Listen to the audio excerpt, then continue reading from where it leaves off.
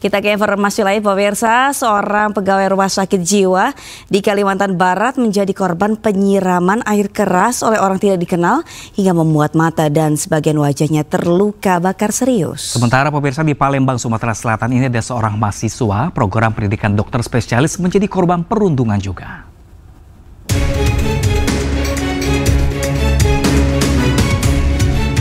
Ahmad, seorang pegawai rumah sakit jiwa di kota Singkawang, Kalimantan Barat, menjadi korban penyiraman air keras oleh orang tidak dikenal. Ini terjadi saat korban dalam perjalanan pulang usai bekerja. Sebelum kejadian, Ahmad mengaku sering diteror oleh orang tidak dikenal, meski dirinya tidak mengetahui penyebabnya. Akibat kejadian tersebut, korban terluka bakar di sebagian wajah dan mata serta beberapa luka ringan di dada. Kita sudah mendatangi TKP, kita sudah olah TKP, namun di lokasi tersebut masih sangat minim. Nah, kami juga berharap kepada rekan-rekan masyarakat ataupun awak media yang ada menyampaikan informasi ke pihak kami sangat supaya bisa membantu mengungkap kasus ini. Di Palembang, Sumatera Selatan, seorang mahasiswa program pendidikan dokter spesialis menjadi korban perundungan. Pihak Rumah Sakit Muhammad Hussein Palembang menyatakan perundungan itu dilakukan konsulen di KSM Anestesiologi dan Terapi Intensif FK Unsri.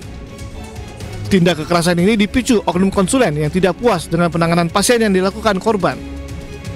Pelaku sudah dinonaktifkan dan tidak diizinkan berinteraksi dengan anak didiknya, baik PPDS maupun profesi. Itu Dekan FK Unsri juga sudah mengeluarkan perintah nonaktif kepada yang bersangkutan. Jadi sejak Senin juga sudah tidak diizinkan untuk berinteraksi dengan peserta didik kita, baik itu untuk PPDS maupun untuk profesi. Jadi artinya sudah sinergis antara direktur rumah sakit dan juga fakultas kedokteran. Ya, saat ini kami nonaktifkan sementara sambil menunggu tim melakukan kajian kira-kira nanti hukuman disiplin apa yang akan kita berikan kepada beliau. Nah, karena beliau ini dokter ahli utama, nanti hukumannya itu yang bisa memberikan Kementerian Kesehatan. Jadi tim ini nanti memberikan rekomendasi, usulan kepada Kementerian Kesehatan yang akan menjatuhkan hukuman disiplin. Dari Palembang, Sumatera Selatan dan Singkawang, Kalimantan Barat, Firdaus dan Rizky Kurnia, iNews melaporkan.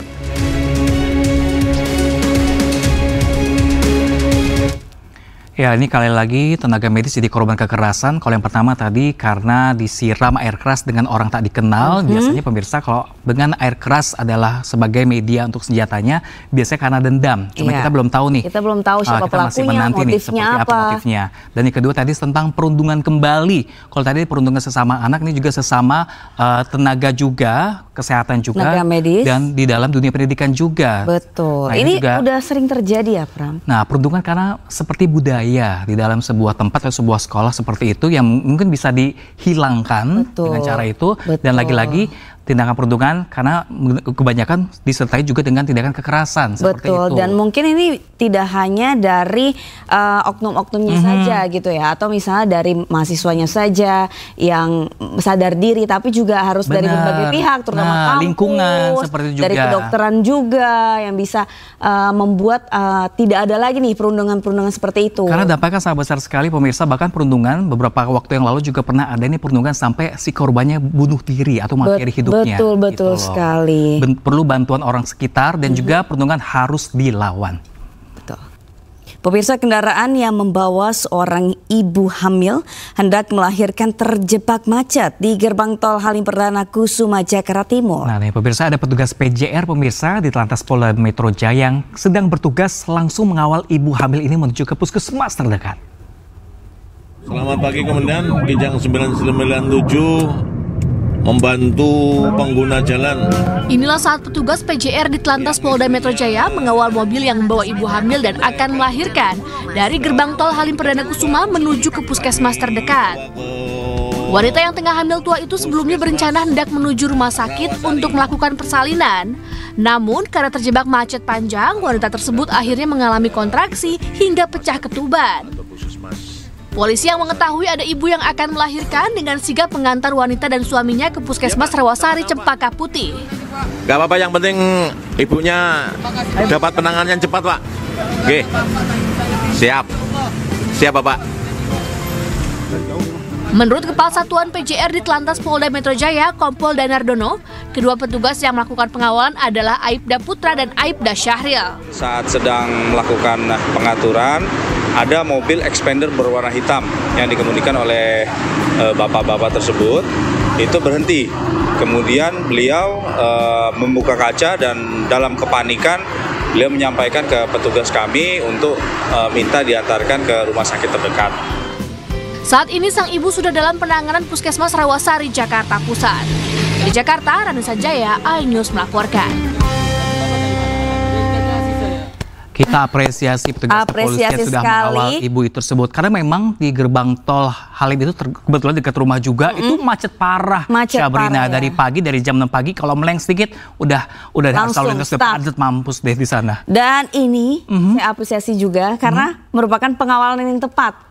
Pengawalan yang tepat. Oh, ya, karena biasanya kan ngawalnya para pejabat ya, yang pada bikin biasa orang masyarakat bete ya, gitu jadinya ya. Betul sekali. Tapi kalau ini benar-benar memang membutuhkan, harus dikawal. Diharapkan juga petugas kepolisian lebih peka lagi nih kalau ada apa-apa di jalanan, dan semoga juga bisa sebagai pengayu masyarakat. Betul, betul sekali. Kita ke informasi lain, pemirsa. Aktor Fachri Albar kembali tersandung kasus narkoba untuk ketiga kalinya. Nah, pemirsa ini berdalih ingin hilangkan beban pekerjaan. Kali ini Fachri ditangkap lagi-lagi karena kedapatan mengonsumsi 4 jenis narkoba.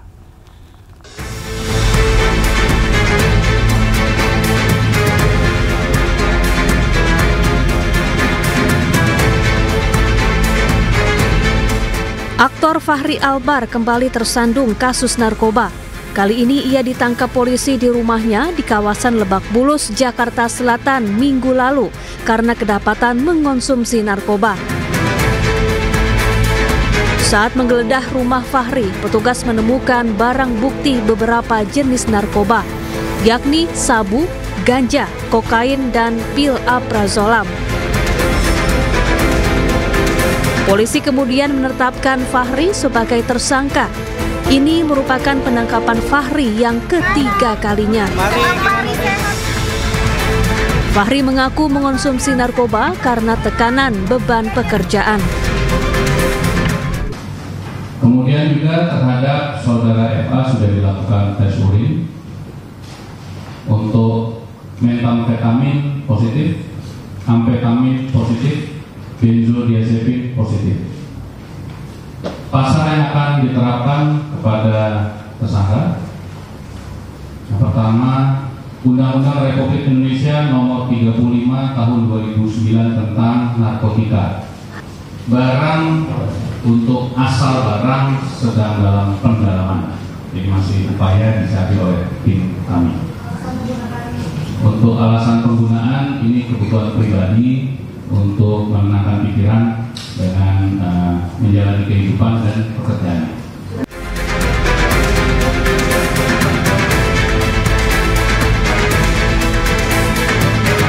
Polisi juga terus mendalami kasus penyalahgunaan narkoba Fachri Albar dengan menyelidiki asal-usul narkoba yang didapat Fachri. Sebelumnya, Fachri Albar pertama kali terjerat narkoba pada tahun 2007. Saat itu, Fachri diburu polisi hingga masuk ke dalam daftar pencarian orang karena terlibat kasus narkoba ayahnya, Ahmad Albar. 11 tahun berselang, Fachri kembali berurusan dengan polisi lantaran kedapatan memiliki dan mengonsumsi narkoba di rumahnya. Fachri kemudian menjalani rehabilitasi. Tim Liputan iNews melaporkan.